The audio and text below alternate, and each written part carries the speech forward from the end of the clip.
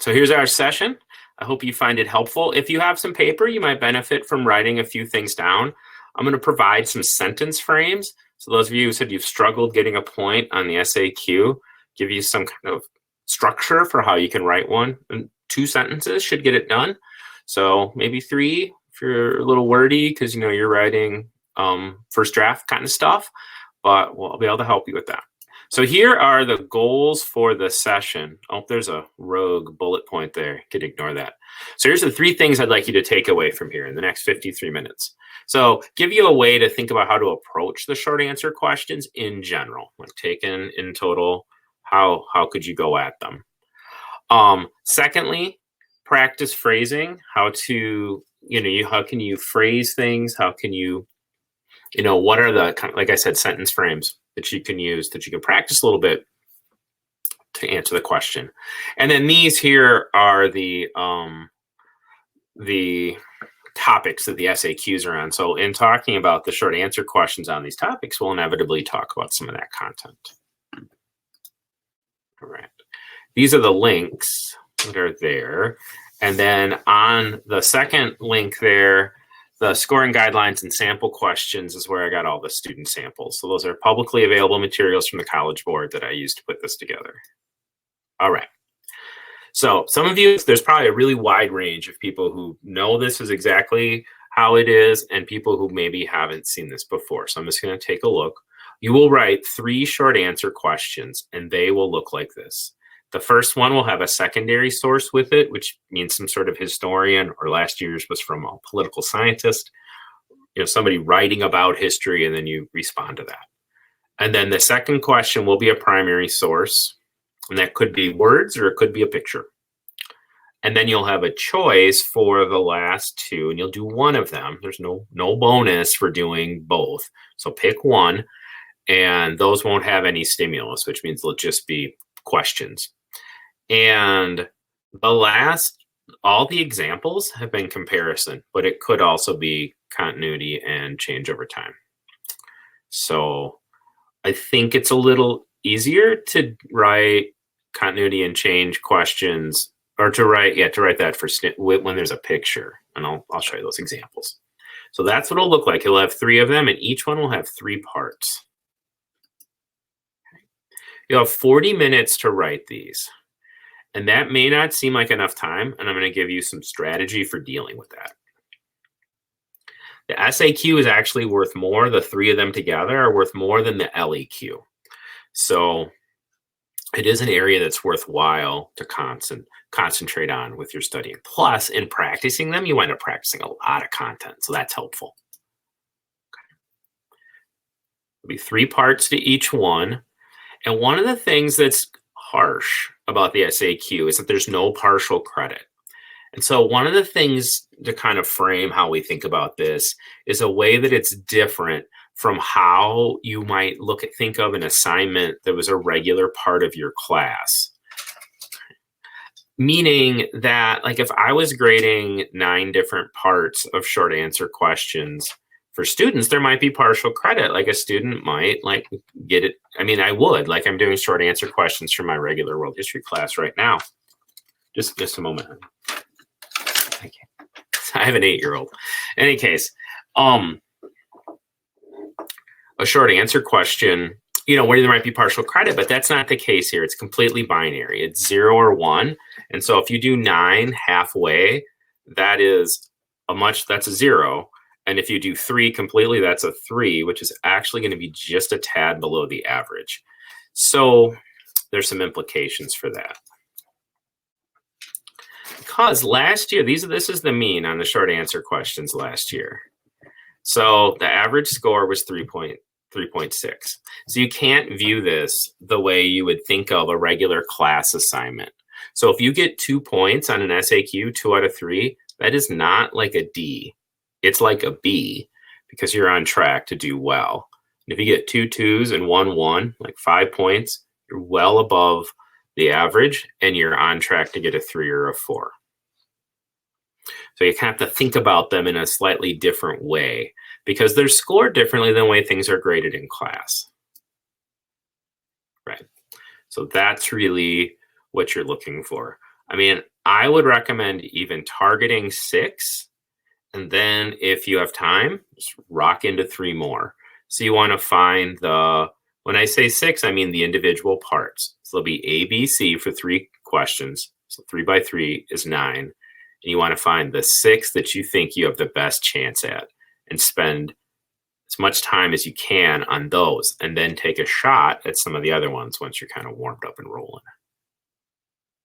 So that is what it will look like. So some things to know. You can do the questions in any order. So I think it might make sense to do question 3 or 4 first. And the reason for that is it'll take you the least time because it doesn't have a picture or text for you to break down. So it might make sense to start there. Same thing in the parts of the question. You can do C and then A. You can leave a part blank. So you could take a look at question 3. And if you feel like you understand C the best, part C, you do that part. Then maybe you skip B and you do A. And if you have time, you come back and do B. But you want to kind of attack them in the order that you feel the most confident. Because what you don't want to have happen is to run out of time while you're working on a question that you could really nail if you had enough time. So it's a little bit like, you're hunting for, it's like you're a wolf tracking down the weak caribou, right? You're looking for the weak question or the question that you can dominate. If you have time, and I saw in the chat that some of you are taking a mock test or a final here, that's great because you can use that to calibrate your timing. So if you're able to get through and do all of 3 questions easily, well, then you know that you can just do the questions in order. But if when you do your mock exam, you can only do 2 SAQ, you can only do 2 of the short answer questions or 5 or 6 parts during the time, then you know that you really need to be strategic like I'm recommending and find the ones that you know the best. So just to say this one more time in a different way, the way that AP tests are scored is just different than class assignments. In class assignments, you start out sometimes feeling like you have 100%, and then you might lose points for things. That is the opposite of how this works. Everybody starts out with 0, and as Amanda says, the reader, the official readers, they're on a scavenger hunt. They're looking to see if you've done the different things you're supposed to do, and they want to find them.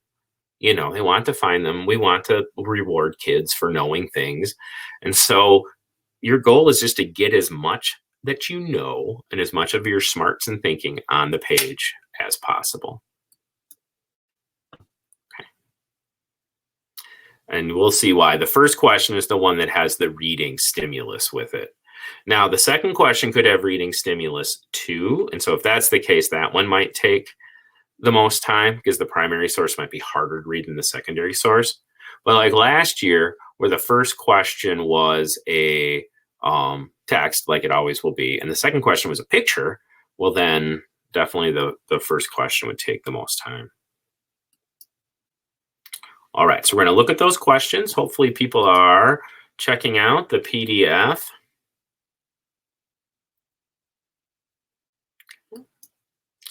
At the end of the session here too, I'll provide a link to a set of SAQ that I wrote myself. So they're original, they're not anywhere else. And so then you can take those and use those to practice and either with your friends or show your teacher, or you could talk about it in the discussion area here, break them down. We'll do that.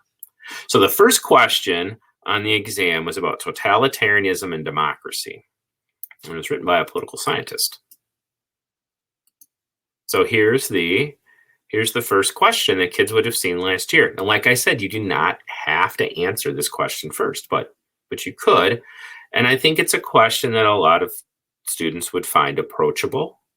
Like that, approachable means you look at it and you're like, oh, I can think of an argument for at least a couple of those points. Okay, so I'll give you a moment just to read through the passage.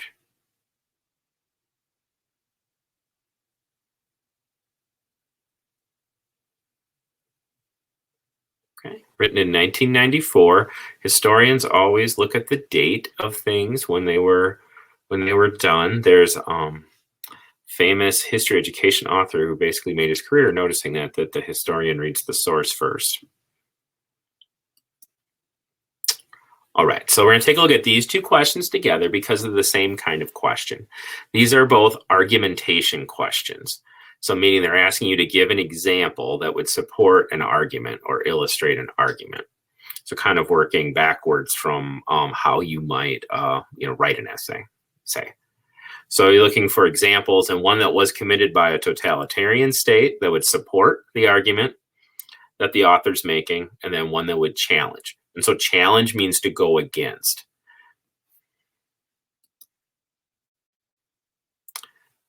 Somebody in the chat mentioned that their teacher uses race. Like in the paragraph for this, I used ACE, which a lot of teachers use too. And I'll talk about that in a moment. But what race means then is to refer to the passage or reuse the passage or reuse the prompt.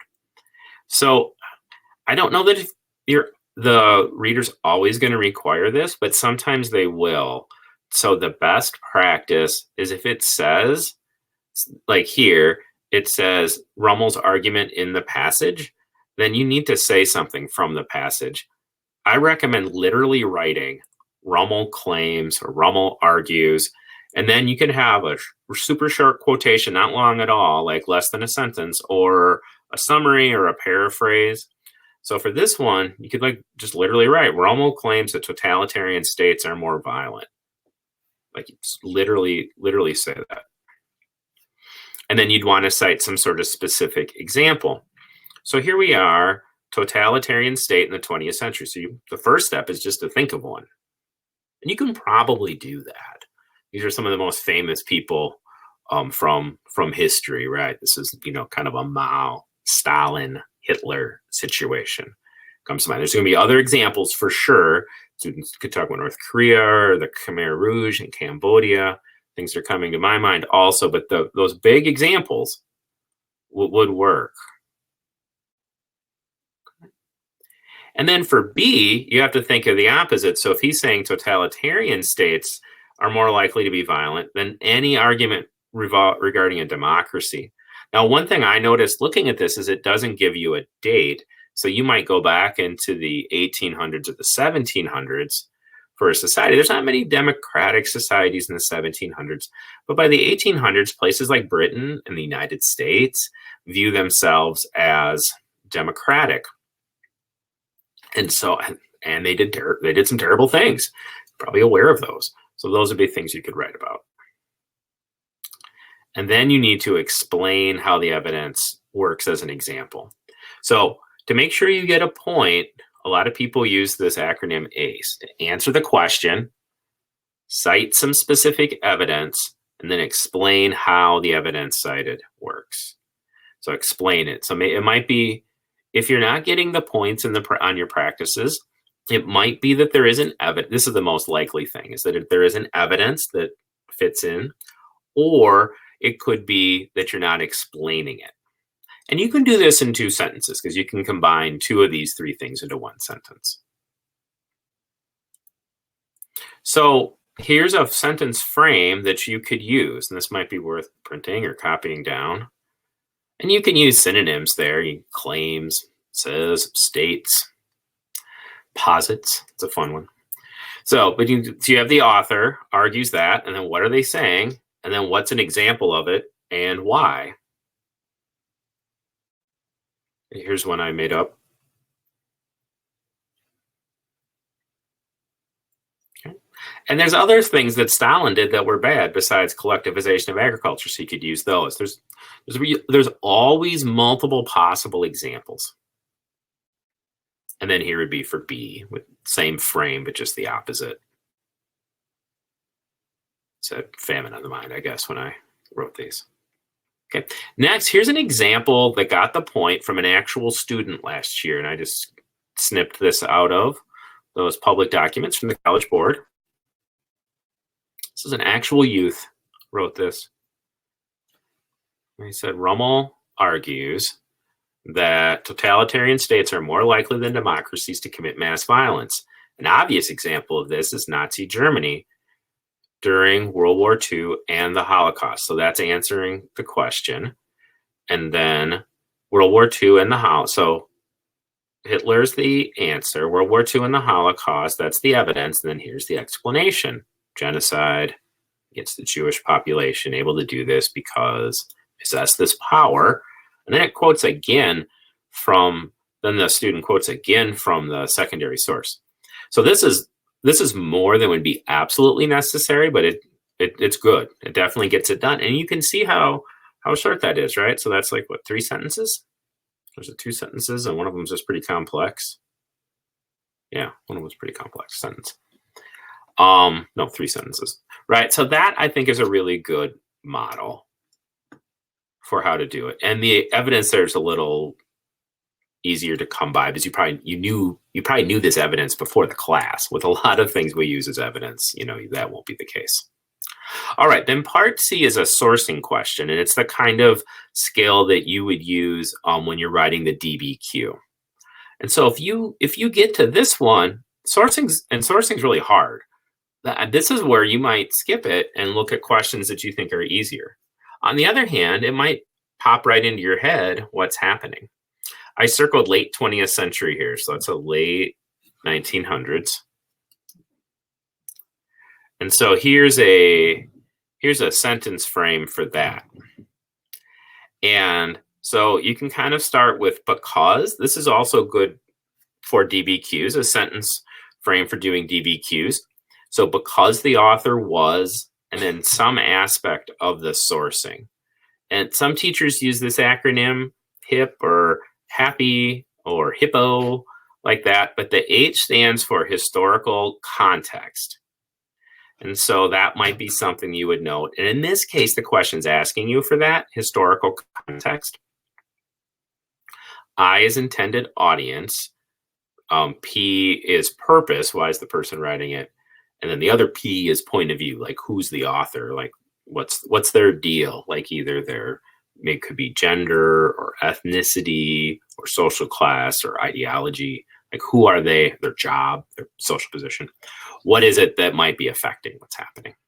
Okay. I'm just going to show you an example of a successful one here and see if you can find the answer, the evidence, and the explanation.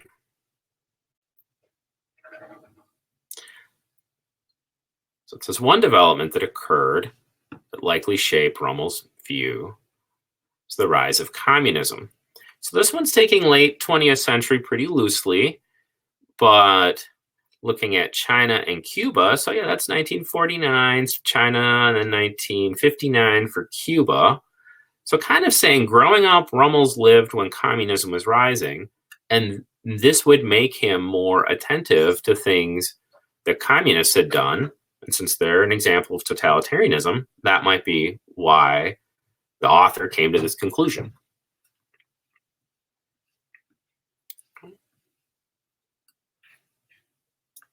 All right. I'm going to transition here to question 2. So I'd encourage you to take a look at the picture in the document and then get that ready to look. I highlighted a few things on it that kind of jumped out to me in terms of looking at this.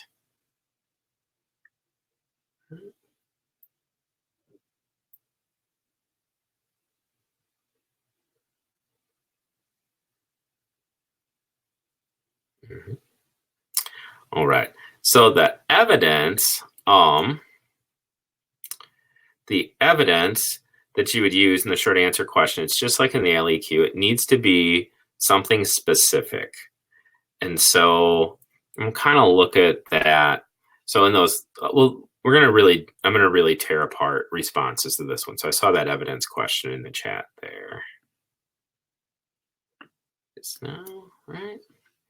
So as you're looking at the thing, the first thing I noticed is that the engraving was done 50 years after the thing that happened, and it was produced by a British person for a British audience. So that means this picture probably has nothing to do with, or it's probably only loosely related to what things actually looked like when this happened. So whenever the image is referring to the events, or whenever the question refers to the events depicted in the picture, it's really the event that's in the picture. And so in this one, you're not really going to be ripping the picture apart too much. And you're going to find that sometimes the picture is really important and you have to look at the details. And other times the picture is really just like saying, like this one could just have the words that in 1765, the Mughal emperor granted the British East India Company the right to collect taxes. It could just say that and you'd answer the questions in the same way. The picture does kind of show us how the British saw that moment. But so let's take a look at these. So these questions here are they're CCOT questions. And so I highlighted there how it says the image. So you need to write about the image, but you just have to mention the event that's there. And then it's asking for changes. So we're gonna break some down here. Okay.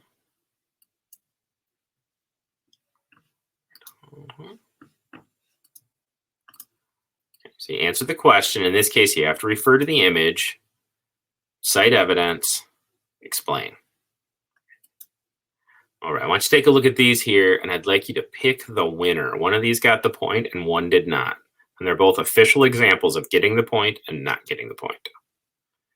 So top or bottom, which one do you think, what's the winner?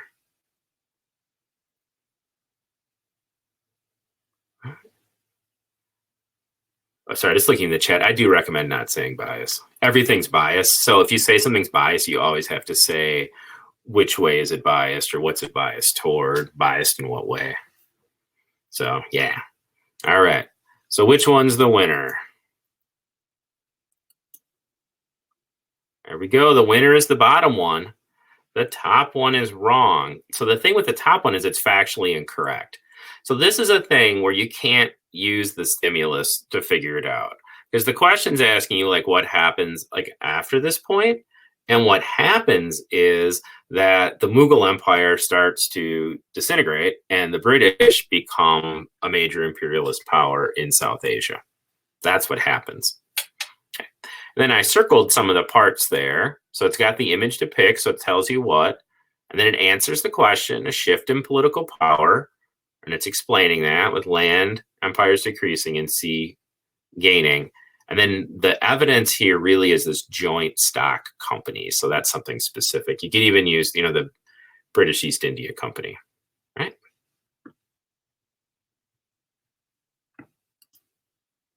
All right, here's another one. This one here is for B. See if you can pick the winner.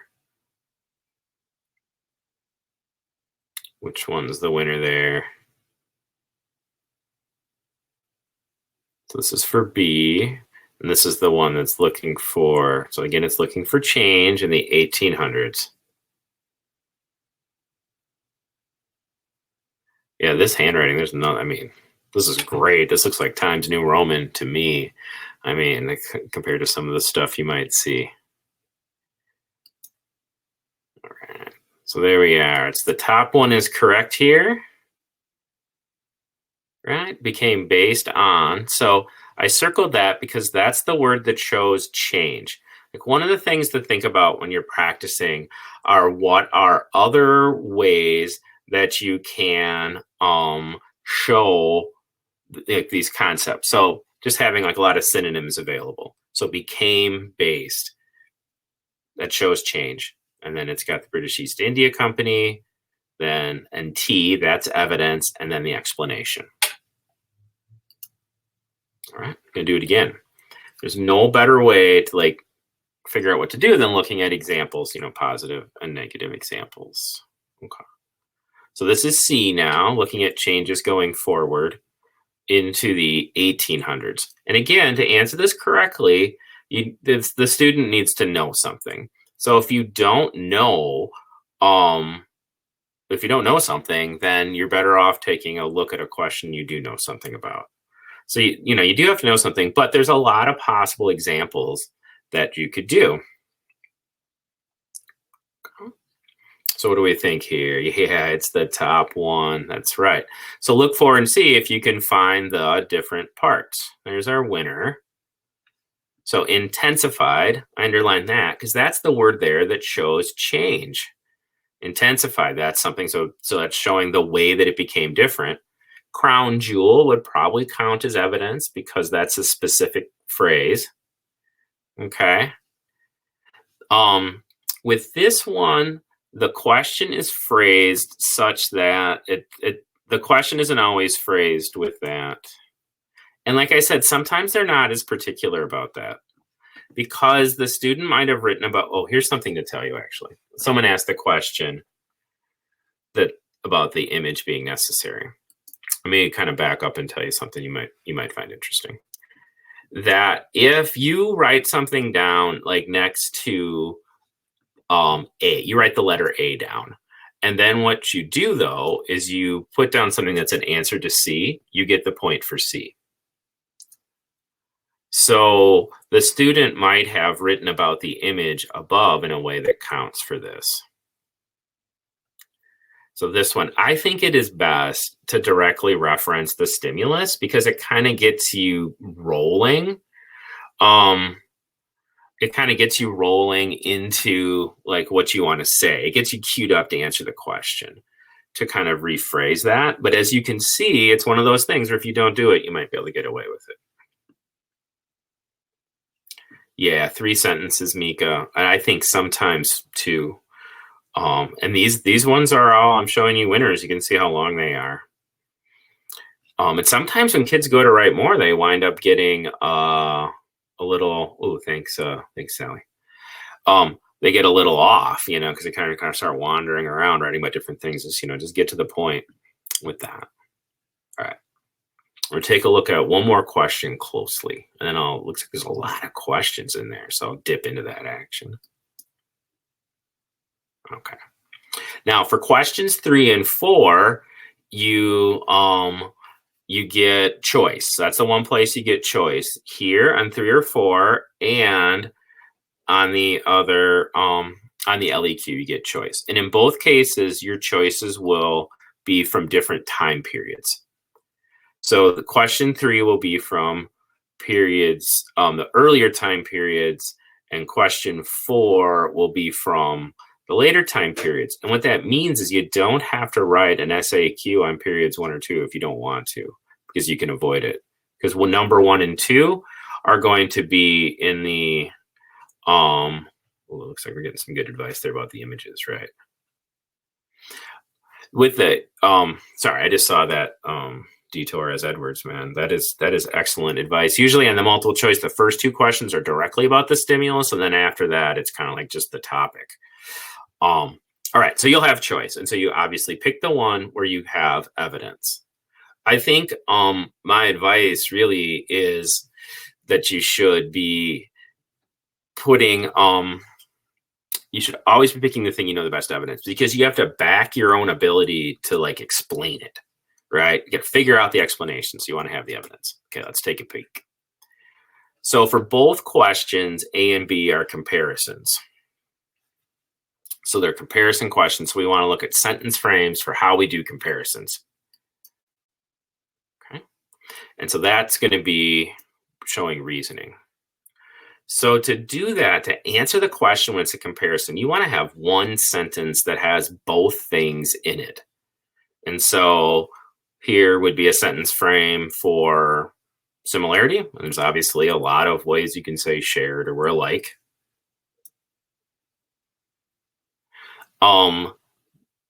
And then there's also difference like that. Okay. Going back a slide to the prompt, is this going to be, that's just follow, you know, someone can drop the link in there again or look at your PDF of the questions. Okay. So we're going to take a look here at an example of doing this successfully, where I hand wrote the ACE on here. So if you take a look, right?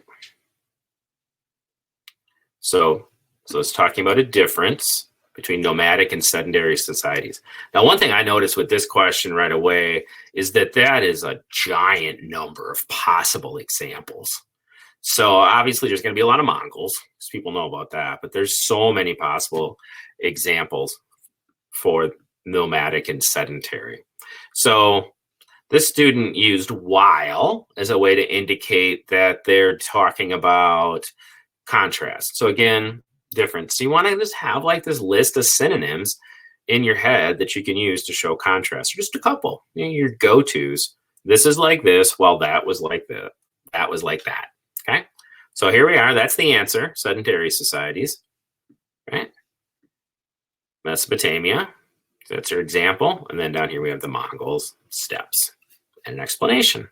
That's great. Okay.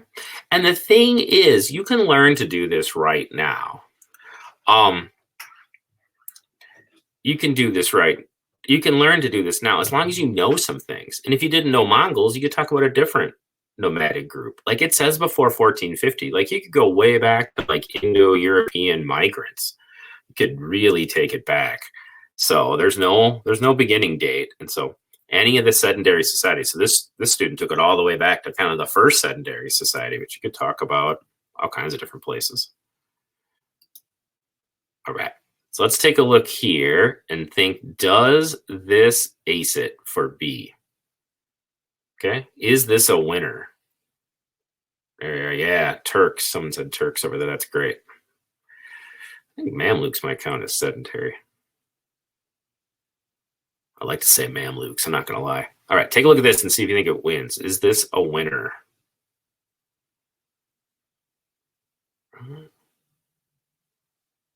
Does it have an answer? Does it show a similarity? Does it give evidence? And then does it explain it?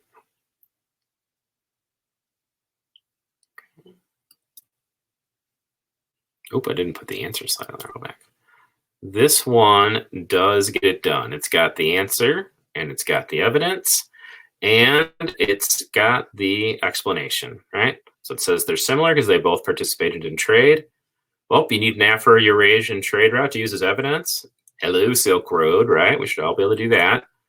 And then it talks about how it works. And it says both nomadic societies and sedentary societies were part of this deal. Great. Okay, and this is part C. So you might take a look at question C. A pattern of cultural interaction. Now, does this ace it? Ice cream.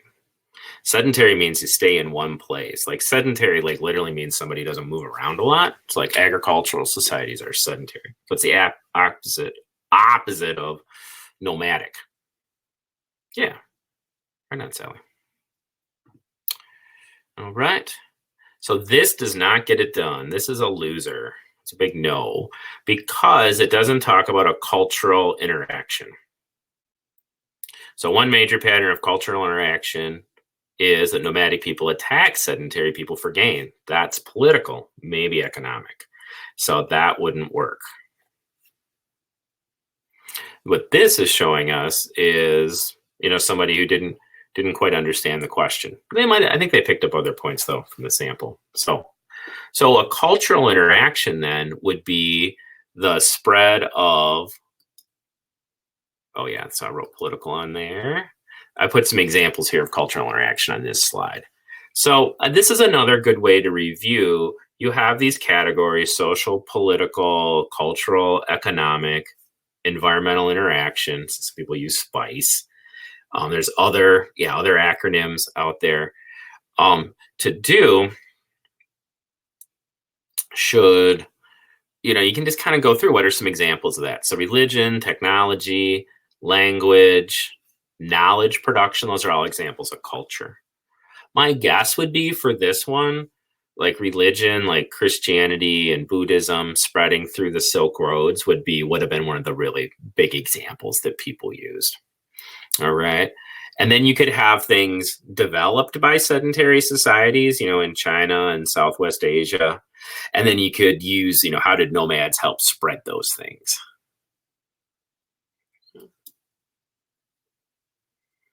All right.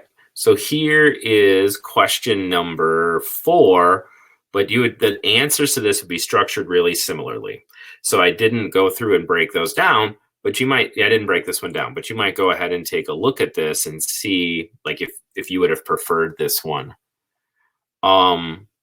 I don't know which one students chose more often. I guess it probably depends on your class. Like some kids have a class that doesn't get up doesn't get through enough content. So the more modern stuff, like the Green Revolution's hard. Other kids have a class where they zip through the earlier stuff and then they might know some things. But to me, what this one is looking for is 1450 to 1900. There was, agriculture intensified. Yeah, 3 field systems, 4 field systems. So they're more directly using more resources. And that's going to be similar to the Green Revolution, which has to do with hybrid seeds and fertilizers and using GMOs is what that turns into. So yeah, the Green Revolution is a post-World War II thing. And actually, one of the famous scientists about it's from right here in Minnesota, like really close to where I am, which is near the University of Minnesota, and developed these like new seeds that people could use. You won't be able to see your multiple choice. That's already turned in. Yeah. So the thing that those things have in common is that they're using technology to boost production because there's new tools and they're making the land more fertile. With the differences is that there's less, that the chemicals is really the difference. That in the Green Revolution, there's going to be chemical pesticides. It's not all natural. So when they're doing those 3 field systems, yeah, right on, Jasmine, up to 9 fields. So you get these really complicated things. Yeah, the Green Revolution does refer to something specific, and that might be worth looking up because it does come up. It refers to specific kinds of seeds, and it was first, those seeds were first used with wheat and rice strains used in India, and then corn strains, maize used in Mexico. And so it's more directly intervening to create higher yields.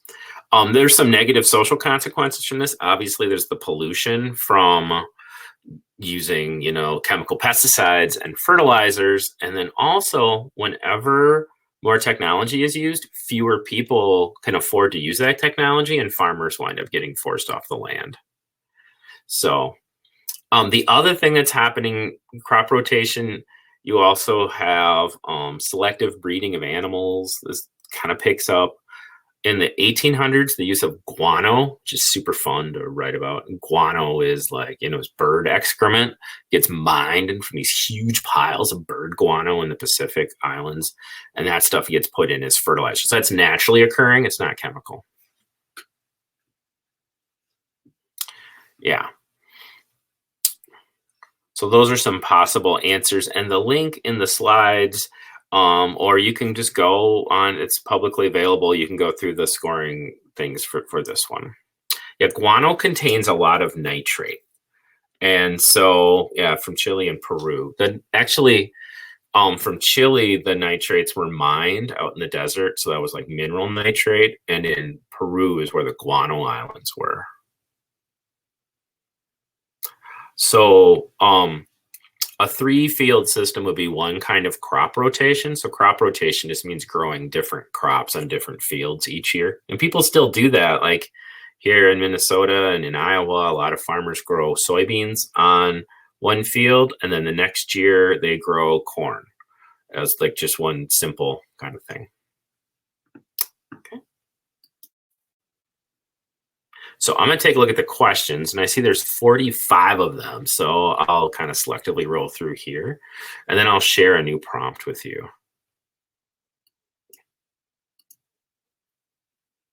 Right.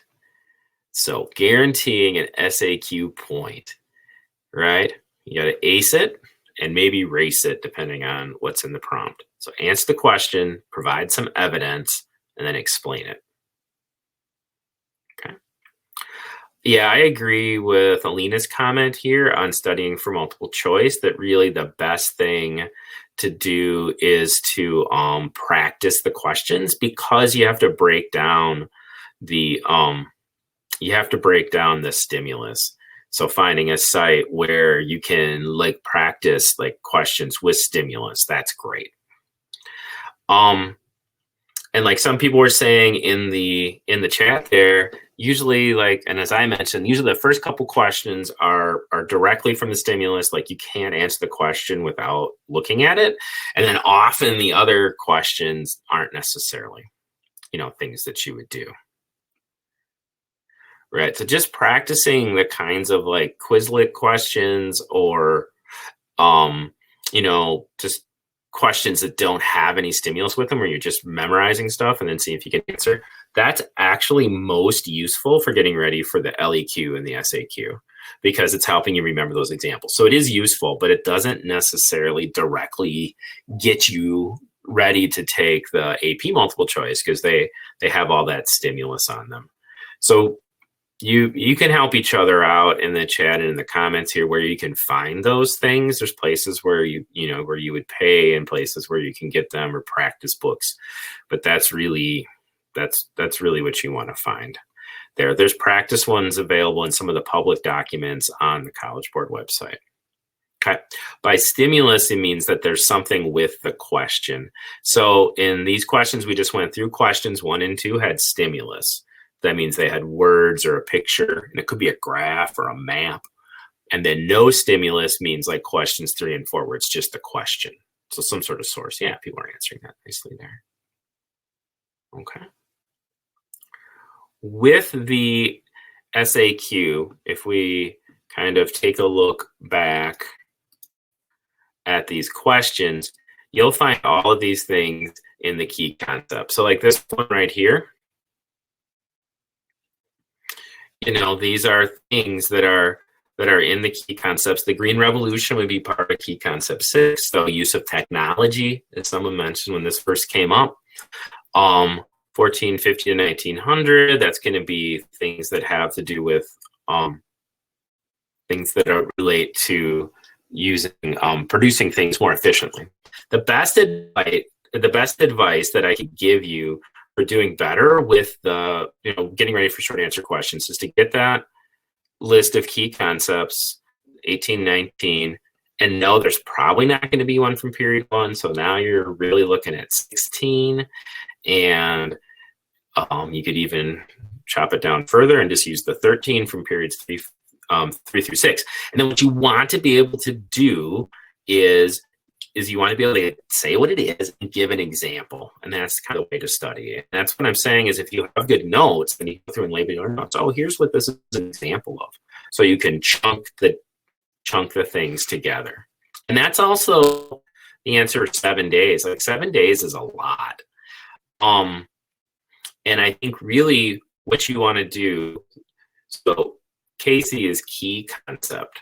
And where you might get those. The kids, are you saying these are in the Freemanpedia? Should we look at that? Yeah. So you can use, that's a great source. That started out as a review in his class. They're also in the course and exam description, which you can download from the College Board website. It's a big PDF, and then you just look through there. Okay. So I think you want to look through those things. And then you also want to, using terms, like if you have flashcards, say, with terms on them, that's a good thing to do. Or if you're doing a quiz that are kind of like, looking at classroom, that are Quizlet terms, and you want to like take the terms, like Green Revolution comes up, and you want to think, is that social, political, economic, cultural? You want to think, what could I compare it to? What caused it? What was an effect of it? Is it continuity or change? So that's the kind of thing that you'd want to look at.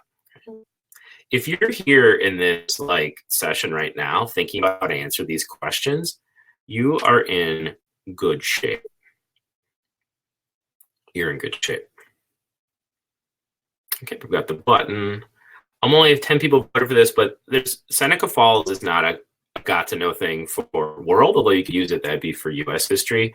There are the women's suffrage movements in Britain and the US and some of the other European countries that I think would be useful for a person to know about. I think Ananda mentions 2 documents that are useful to know about as part of the Age of Revolutions. Those are things you'd be able to use as evidence. Okay. China's important. It's where the people live.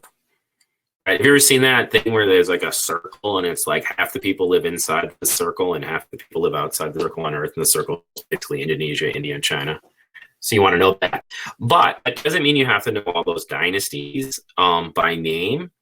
You want to kind of take a look at the you want to take a look at with that, you know, what's happening in terms of how China relates to the rest of the world. And with China especially, it's a great place to do continuity and change, because for most of that time there's this dynasty system of empires. So you're just kind of looking what's changing and what's staying the same. And then also with China, it's such a huge part of the world economy. What are Chinese people making and what are they buying? Okay. So those are the things. I'm going to show you one more thing here. And that is, when you get this link here, there's a fresh set of practice questions. And so, close that. Hello. Can you see me now? Just me and not the screen? Because I want to share this other thing. Yeah, that should work. All right. So that link is in the presentation.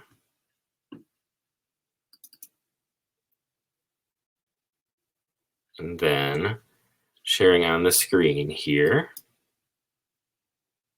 these questions. So this is a practice set of stimulus I wrote. You might just take a look at that and see if you can think of some answers.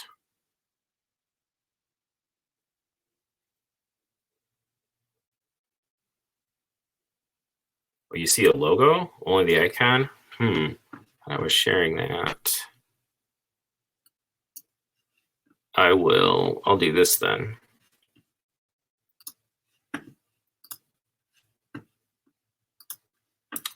This is a valuable research source. Writing these kind of questions like this takes a long time, and some of you may not be in a classroom where your teacher is giving you original questions like that. So this is a gift, and I wish you all well.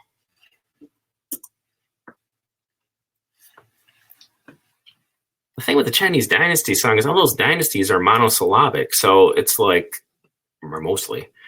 So you could kind of sing it in any order, but I do like it.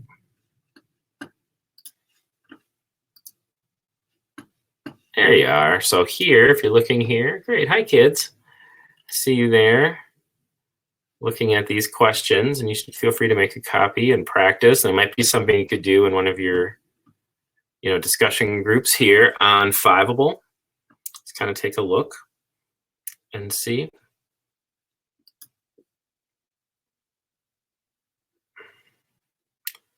So if you look here, here's a short answer question with some stimulus. So it's similar to the one we just did. And I wrote these last year, but then I updated them based on the phrasing from last year's exam after it came out. Second one shows you an image that you can take a look at. It's a continuity and change question. We have a couple versions of how the CCOT might work there for this question. I think this version here is a little better and a little more likely to be what you get. So I'm going to do this.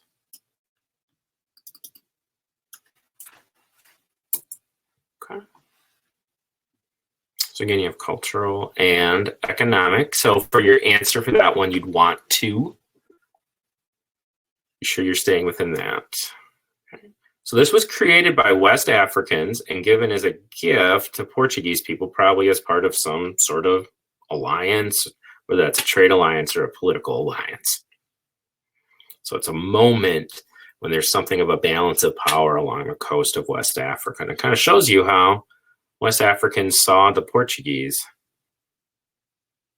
But they weren't trying to be mean because they gave it to them as a present. Okay. And then questions 3 and 4 show you a couple of different compare questions, a couple of different topics. I think question 4 is probably a little harder than I would want it to be. So if I was giving this to kids and grading it, because you haven't necessarily talked about anti-imperialism in Latin America, Although my class did some, I tried to do that more this year, not because of this question, but just because do some Latin America. So you could talk about the Mexican Revolution. You could talk about, like in Nicaragua, the anti-American fighters, Augusto Sandino. You could talk about lots of liberation theology, but some of those things, if you don't know what all those things are, don't panic. Those aren't got to know things. But the first one or third one, African Bantu migration in Africa and Austronesian or Polynesian migration in Oceania, those are big topics that you could probably use for a lot of different things. So, all right. I'll bring myself on back and see. There. All right. Great. Okay, I'm looking to see if there's any more questions. If not, the best advice I could give you would be to take those practice questions I just posted and practice with them. Maybe don't look at them. Just sit down, give yourself 40 minutes, see how long it takes you. And then how many can you get through? The key thing is to maximize the amount of points that you get for the things that you already know. So I know it's hard to kind of freak out, or it's hard not to freak out because there seems like there's so much to learn. But you can